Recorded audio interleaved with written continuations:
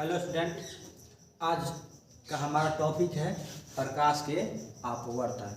पिछले वीडियो हमने बना चुके हैं प्रकाश के परावर्तन के बारे में। तो आज हमारा टॉपिक है प्रकाश के अपवर्तन। आज बात करते हैं प्रकाश के अपवर्तन क्या है, कब होता है, कैसे होता है। तो देखिए, आप चित्र दो देखते होंगे, 1 नंबर और 2 नंबर, दो चित्र है। दोनों में प्रकाश किरण, एक में विरल माध्यम से आ रही है, सदैव वाले माध्यम से, और एक में सघन माध्यम से प्रकाश किरण आ रही है। तो दोनों ही स्थिति में आप देख रहे हैं कि प्रकाश किरण अपने पथ से विचलित हो रही है। ये वाला भी अपने पथ से विचलित हो रही थी। इसको जाना था इस पथ पर, यहाँ पर जाना था इसको, लेकिन कहाँ गई? इधर। इस किरण को इधर जाना था, लेकिन दूर भाग गई।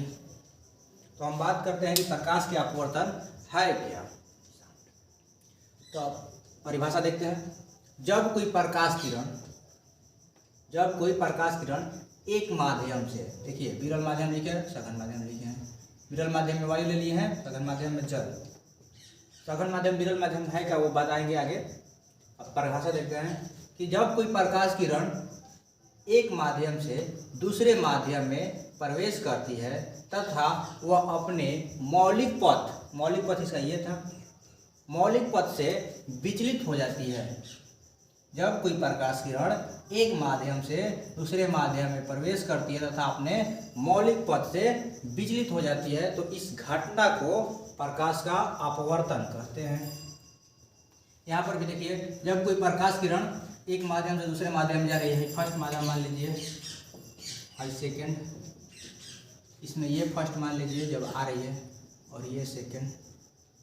तो जब कोई प्रकाश किरण एक माध्यम से दूसरे माध्यम में जा रही है, एक माध्यम से दूसरे माध्यम में जा रही है, तो वह अपने मौलिक पथ से विचलित हो जाती है। ये विचलन की घटना को ही क्या कहते हैं? प्रकाश का अपवर्तन। हम बोले हैं कि विरल माध्यम सघन माध्यम है क्या। तो विरल माध्यम और सघन माध्यम वास्तव में स्पेशल परिभाषा नहीं होता, इसकी तुलना होती है सापेक्ष में। मतलब कि दो माध्यम होगा तब हम तुलना करके बताएं कि ये विरल है और ये सघन है। जैसे वायु के देख रहे हैं और यहाँ पर जल देख रहे हैं, तो वायु और जल में विरल माध्यम वायु है और सघन माध्यम जल। किस प्रकार कहेंगे कि वायु का घनत्व जो होता है कम होता है जल की अपेक्षा।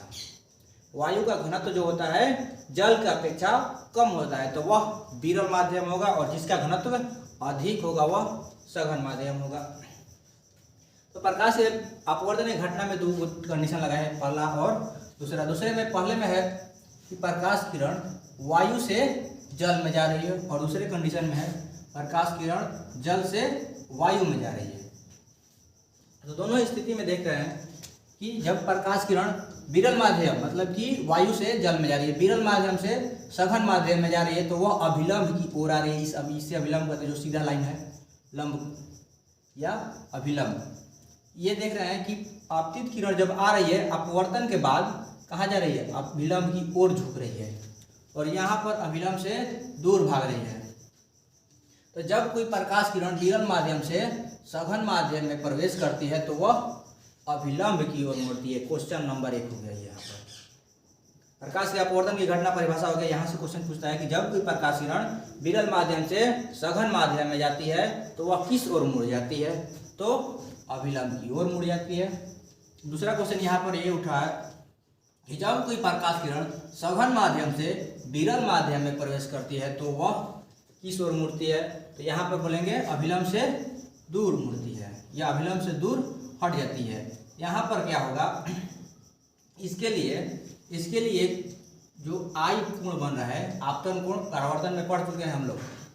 आपको यदि इसमें दिक्कत होगा आई और आर में, तो आप परावर्तन का हमारा वीडियो देख सकते हैं पिछले, उससे क्लियर हो जाएगा कि आई क्या है और आर क्या है। आई आपतन कोण है, वहां पर आर परावर्तन कोण होता था, और यहाँ पर आर अपवर्तन कोण होगा, क्योंकि यहाँ पर अपवर्तन की घटना हो रही है।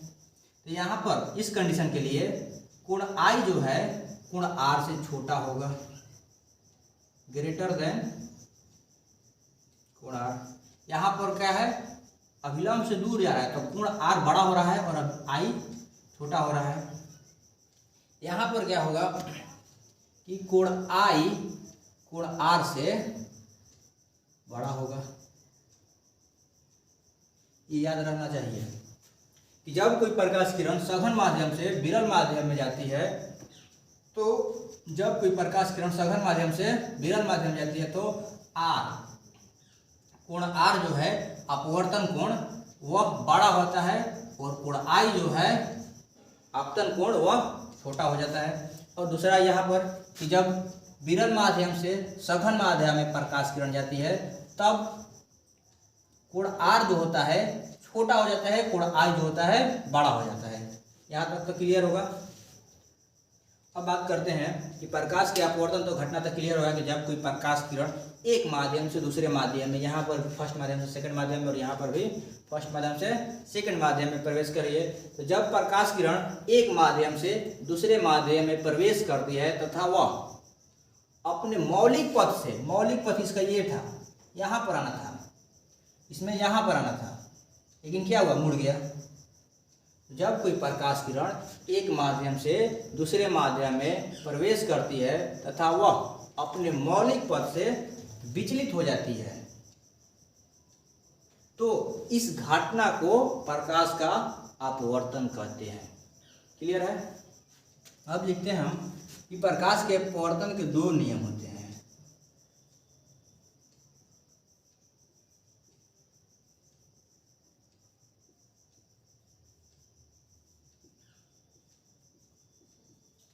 दो नियम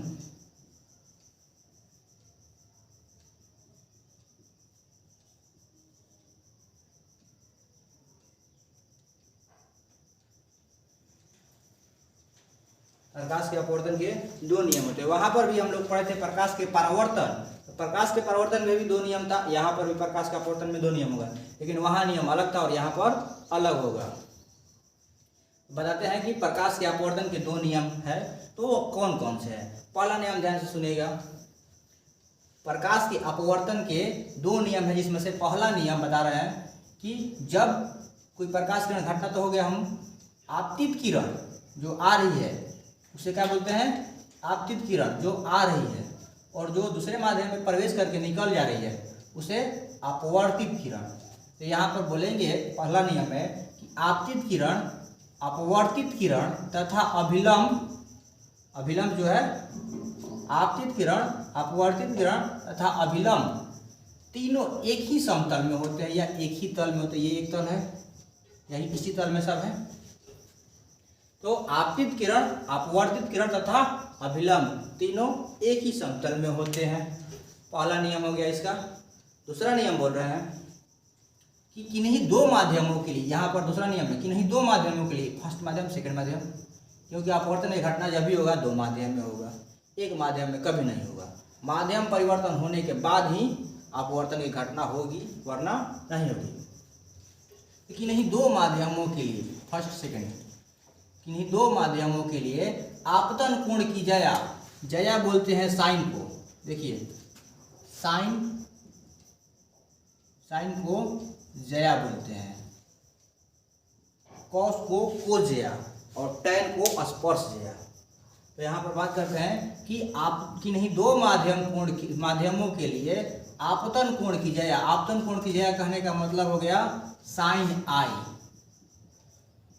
आपतन कोण की जया साइन आई तथा अपवर्तन कोण की जया साइन आर। किन्हीं दो माध्यमों के लिए आपतन कोण की जया तथा अपवर्तन कोण की जया का अनुपात एक नियतांक होता है, और वह नियतांक होता है म्यू या एन से सूचित करते हैं, जो क्या है, अपवर्तनांक है माध्यम का।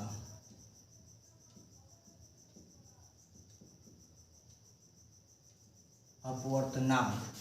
तो यहाँ पर एयर का जनरली 1 होता है, जल का 1.33 होता है। म्यू,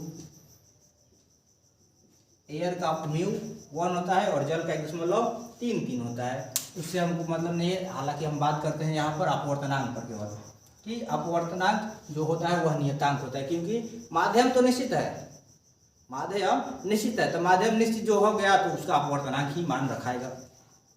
तो फिर से बोलते हैं, दोहराते हैं नियम को। किन्हीं दो माध्यमों के लिए आपतन कोण की ज्या तथा अपवर्तन कोण की ज्या का अनुपात एक नियतांक होता है। जो नियतांक है वह म्यू है या एन से सूचित करते इसे अपवर्तनांक कहते हैं। दूसरा नियम ये हो गया, क्लियर है। उसके हम अपवर्तनांक भी बता दे रहे हैं कि अपवर्तनांक क्या चीज़ है। तो अपवर्तनांक है जो वो, तो अपवर्तनांक हम बोले हैं जो अपवर्तनांक क्या है, तो उसे म्यू बराबर लिखते हैं स्पीड ऑफ एयर लाइट एवं स्पीड ऑफ वैक्यूम। भी से वेलोसिटी यहाँ पर है, अभी से यहाँ वैल्यू, चलिए भी यहाँ सूचित करना नहीं है, ए से सूचित करते हैं। Speed of air, speed of volume, vacuum, medium या एम से सूचित करते हैं मीडियम।